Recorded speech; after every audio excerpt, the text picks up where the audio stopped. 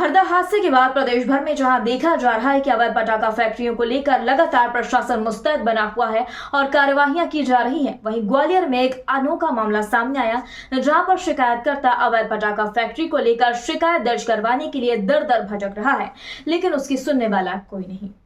दरअसल ग्वालियर के AB road कटीघाटी इलाके में रहने वाले पंकज जायसवाल ने ग्वालियर कलेक्टर से शिकायत करते हुए बताया कि बीते 1 साल से लगातार शिकायतों के बावजूद उनके घर के ठीक पास वाले मकान में अवैध पटाखों का निर्माण किया जा रहा है, जिसके चलते पूरा इलाका बारूद के ढेर पर जीने को मजबूर है। कई बार शिकायतों के बावजूद भी मामले में कोई ठोस एक्शन अभी तक नहीं लिया गया।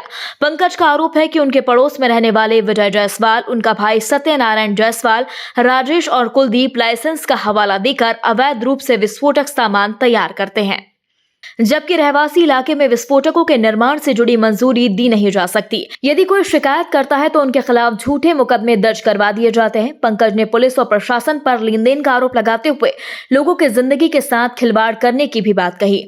पंकज का कहना है कि हाल ही में हरदा में जो लोग आज भी अपने अपनों को खोज रहे हैं, वही हालात ग्वालियर में भी बन सकते हैं। पंकज ने पुलिस प्रशासन के अधिकारियों को चेतावनी देते हुए कहा कि यदि अवैध पटाखा फैक्ट्री को बंद नहीं करवाया गया तो वह ग्वालियर से भोपाल के लिए पैदल मार्च निकालेंगे। इस दौरान उनके साथ अवैध पटाखा फैक्ट्री के चलते परेशान लोगों का एक बड़ा हुजूम होगा। पंकज ने सीएम डॉक्टर मोहन यादव से अपील करते हुए बताया कि वह पार्टी के आईटी सेल पदाधिकारी भी रह चुके हैं। आज बारूद के ढेर पर न्याय के लिए सैकड़ों जिंदगियां संघर्ष कर रही हैं। ऐसे में न्याय न मिलने पर भोपाल की ओर पैदल न्याय मार्च निकाला जाएगा। इस मामले पर एसडीएम संजीव जैन का कहना है कि सीएम के निर्देश पर प्रदेश भर के साथ ही ग्वालियर में भी उन अवैध पटाखा फैक्ट्रियों को चिन्हित किया जा रहा है जो बिना लाइसेंस या सरकारी जमीन पर अवैध रूप से संचालित की जा रही हैं। हाल ही में 1 दर्जन से ज्यादा ऐसी अवैध पटाखा फैक्ट्रियों पर लाइसेंस निरस्त करने के साथ ही कानूनी कार्यवाही की गई है। शिकायतकर्ता पंकज के द्वारा जो आरोप लगाए गए हैं उसको लेकर संबंधित तहसीलदार को निर्देश दिए गए हैं कि वह तत्काल इस पूरे मामले की रिपोर्ट पेश करें ताकि इस मामले में जल्द से जल्द एक्शन लिया जा सके। गौरतलब है कि मामले की शिकायत महज अवैध पटाखा फैक्ट्री और उसमें तैयार किए जाने वाले विस्फोटक तक जुड़ी नहीं हुई है, बल्कि 12 बीघा से ज्यादा सरकारी जमीन पर कब्जा करने का भी आरोप लगाया गया। यही वजह है कि मामले में एसडीएम के निर्देश पर जांच के आदेश दिए गए। 2023 से मैं शिकायत कर रहा हूँ। बारूद की फैक्ट्री अभी चलाई जा रही है विजय जायसवाल के द्वारा सिटी में, शहर के बीचों बीच। हरदा में हाल ही में अभी कांड हुआ है, विस्फोट हुआ है, भारी मात्रा में लोग मरे हैं। मैं नहीं चाहूँगा कि मेरे ग्वालियर को भी शमशान बनाया जाए, हजारों लोग मारे जाएँ। मैंने 2023 से शिकायतें करी हैं कलेक्टर में, एसपी पे, थानों में, मगर मेरी कोई सुनवाई नहीं है। सांठगांठ कर ली जा रही है इनके द्वारा। मैं सीएम साहब से गुहार लगा रहा हूँ, हाथ जोड़ के निवेदन कर रहा हूँ, मेरे आसपास में रहने वाले हजारों लोगों को बचाया जाए। यदि मेरे पत्रों पे कोई एक्शन नहीं लिया गया तो मैं भोपाल पैदल आके और इतने सभी लोगों के साथ में मिलकर मैं धरना प्रशासन कर दूंगा भोपाल में आके। अधिकारी बस लंबे समय से मेरे को टालना है। कार्रवाई हो रही है, मैं जांच करवा रहा हूँ, मगर कुछ जांच नहीं हो रही है, कोई कार्रवाई नहीं हो रही है।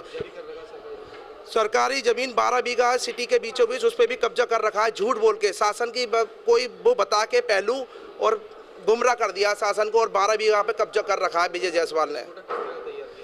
बारूद के बड़े बड़े बम बनाए जाते हैं उसके यहाँ पे, जो बहुत घातक हैं। बारूद के ड्रम की सप्लाई के नीचे 2 गोदाम भी बने हुए हैं। वो चाहे जब गायब करवा देता है, चाहे जब मंगवा लेता है। वो हमारे मना करने पर मेरे ऊपर एफआईआर भी करवाई उसने। डर भाई साहब, बहुत लोग मारे जाएंगे, हजारों की संख्या में मारे जाएंगे। जब भी बड़ा हादसा होगा विजय जायसवाल की फैक्ट्री में, बड़ा हादसा होगा तो हजारों लोग मारे जाएंगे। पूरी घनी बस्ती है। मैं बीजेपी पार्टी में हूँ, पूर्व सोशल मीडिया प्रभारी हूँ। मैं प्रद्युमन भाई साहब को भी गुहार लगाऊंगा, और सभी 2000 लोग हैं कम से कम घनी बस्ती के बीचों बीच, वो सभी तैयार हैं। उनको भी विजय जायसवाल के द्वारा डराया जाता है। उनके झूठी एफआईआर थाने पे सांठगांठ करके कराई जाती है उन लोगों के ऊपर। मेरे ऊपर भी कराई, मैंने आवाज़ उठाई। तो मुझे न्याय चाहिए, नहीं तो मैं सीएम के पास में भोपाल जाने को तैयार हूँ मैं लोगों के साथ। पंकज जायसवाल मेरा नाम है, मेरे ताऊ का ही लड़का है ये खास। देखिए, आज अभी जन सुनवाई के दौरान एक आवेदन प्राप्त हुआ है, वो संबंधित एसडीएम को हमने यहाँ से भेजा है।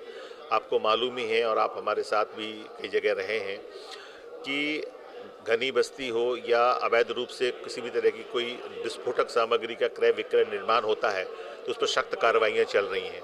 आज भी आपने देखा होगा, आज के पेपर में दिया है 7-8 जो पंजीयन है वो निरस्त किए गए हैं, और शेष जितने भी इस तरह के जो लोग हैं जो वायलेशन कर रहे हैं या जो नियमों का उल्लंघन करते हैं या नियमानुसार नहीं है, तो उन पर सख्त कार्रवाई प्रशासन कर रहा है। और इस चूँकि एक नियम आया कि सुनवाई का अवसर सबको मिलना चाहिए। फिलहाल ऐसी फैक्ट्रियों को हम लोगों ने सील किया है, हमारे एसडीएम्स ने सील किया हुआ है, और सील करने के बाद अब उनकी सुनवाई का अवसर देखिए, उनके कागज़ देखने के बाद जो भी होगा वो नियमानुसार उनके विरुद्ध कार्रवाई करेंगे।